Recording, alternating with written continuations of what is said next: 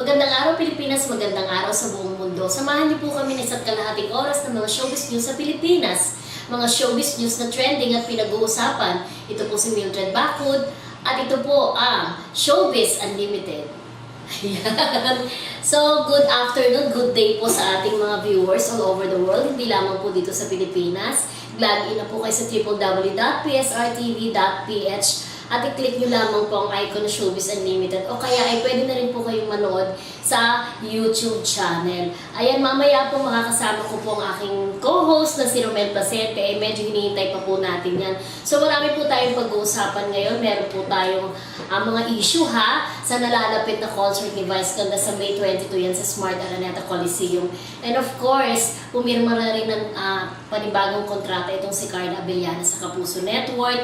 At meron din tayong balita kay JR kung gaano siya kasaya bilang kapamilya star. And of course, ang kagaganap lang na birthday celebration naman ni Mateo kasama ang kanyang mahal na si Sarah Geronimo. At meron din tayong update kung tuloy ba ang paglipat ni Ay de las Alas sa Kapuso Network. And of course, nandyan pa din ang galit ni Amalia Fuentes kay Albert Martinez. At meron din tayong latest update after makapanganak ni Aramina muling mapapanood siya sa Maalaala Mo Kaya. At syempre meron din tayong balita kay Inigo Pascual, Jake Vargas, at si Neil Perez Mr. International na nalilink ngayon sa broadcaster na si Kay Dasser.